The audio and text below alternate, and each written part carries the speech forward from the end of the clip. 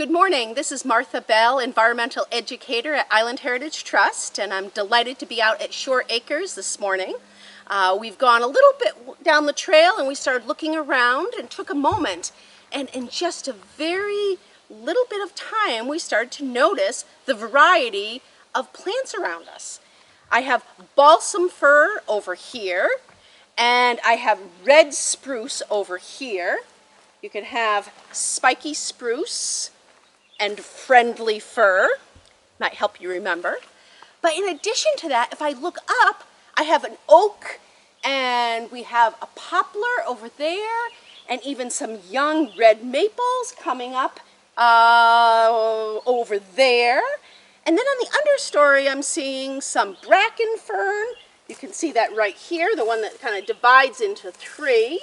We have some bunchberry, and we have some blueberry. So you stop for a minute, it's amazing what you see. We're going to continue down the trail looking at different habitats. We're in the forest right now, but being at Shore Acres, we'll make our way to the shore. We'll be going through a field. We might even stop at that vernal pool that was flooded with water in the spring. I wonder what it looks like now. So join us as we travel down the trail. We've made our way a little further down the trail, and we've come across these yellow patch mushrooms. They're in the Amanita family, and we had rain just a little while ago, so the ground here is a little bit moister than it was a week or so ago. And around here, I'm also seeing lots of different kinds of moss. We have some of the sphagnum moss that likes to be very wet. There's lots of different species of sphagnum moss. And then we even have some stair-step moss here, which is a wonderful species that looks like a staircase. So I'm just going to get a little sample here just so I can show you. And you'll see, oops.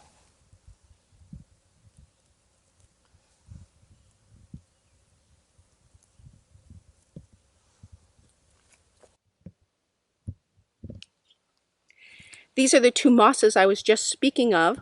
This one here is the sphagnum moss, and oftentimes it will be very wet where you can actually squeeze the moisture out of it. It's been used for diapers in the past, or even bandages to absorb blood, and it keeps the bacteria growth down because it grows in very acidic areas. And this one here is the stair-step moss, and as you can see, it might remind you of little stairs as you climb up and up and up and up and up and up. And that's right along the trail here in Shore Acres.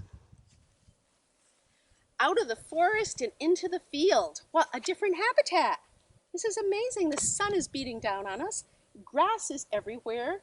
Goldenrod that looks like it's about to bloom. And insects flying all over the place. I see a little bit of purple vetch, and I see some locusts over there.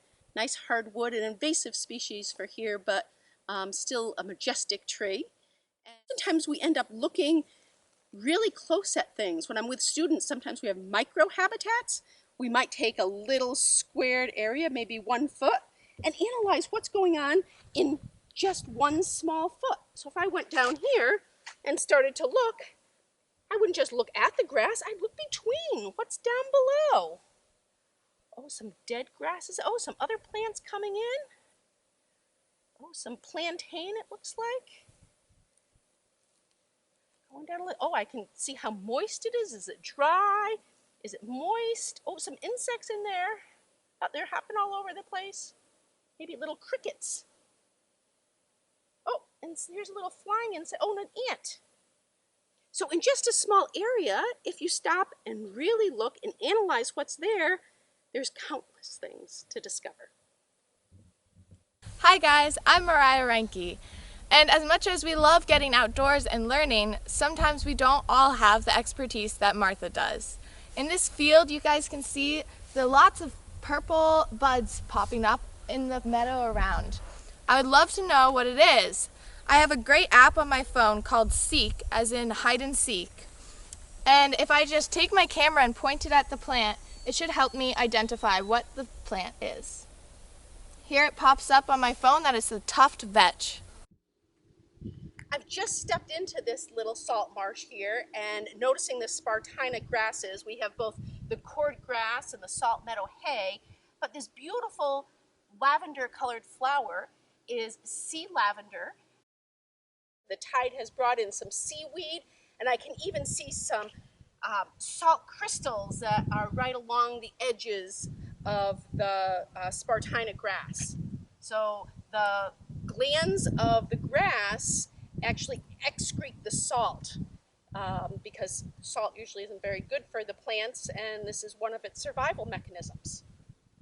I was just exploring the shore and found a few things. As I told you before, in those clam flats, I thought that there were clams. Definitely some soft shell clams. Here's one. It does come with 2 shells. These are bivalves that have 2 shells. And sometimes steamers that you might be familiar with, or fried clams. The other shell I found is the blue mussel, usually attached to the rocky shore with those byssal threads. Just a few of those scattered about. And then I found part of a crab here, right here, and this is the molt of a crab. Sometimes people find these and say, oh, it's a dead crab.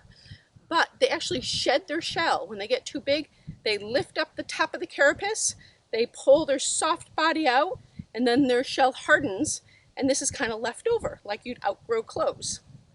The same way the lobster would molt. And another plant I found out there, this is a plantain, but sometimes called goose tongue. And I don't have any geese at home, but if you've ever seen a goose and looked at its tongue, I'm not sure. Does it look like that? We just passed by our vernal pool site, and you may have remembered back in the spring we visited here when it was a pond and we found salamanders and eggs and frogs. Very exciting time. This time of year, they oftentimes dry up completely. We still have a little water left, but a completely different habitat. So things change from season to season, which is always a joy to experience. And I just went through here. We have a lot of grasses in the marsh. I have some reeds here. This is a rush, actually. These are rounded, and sedges have edges and rushes are round. So if I can roll this in my finger like that, that tells me that it's a rush. If I had edges that I could turn from side to side, that would be a sedge.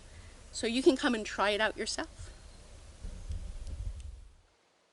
This is Mariah's last day with us for the summer. She's been a wonderful intern helping with invasive species, some educational programs, pulling more black swallowwort than she'll ever remember. And I'm delighted that she was able to join us and get a sense of what land trusts do. And I wish Mariah the best of everything as she continues on back at school and focusing on environmental studies and anthropology. Keep in touch. Thank you. Well, that was a wonderful walk through Shore Acres, so thank you for joining me. I'm just sitting down looking at some of my findings. I have a loupe with me, kind of a magnifying glass, looking at some things like this star flower, which was in bloom several weeks ago, but now it's starting to set seeds. So with my loupe, I can look very closely and see those seeds. If you're out in the field, you might want to take a loupe or a magnifying glass too. You might want to stop and look closely because all these habitats that we look through are so different from one another. And if you stop and look at just a small piece of it, you'll notice from part to part to part, it's very different. On top of the soil is different than underneath a log. So I encourage you to keep exploring. So get out there and enjoy all the preserves that we have. If you're a member, thank you for making this all possible. And if you're not a member, we certainly encourage you to join our IHT family. Happy exploring.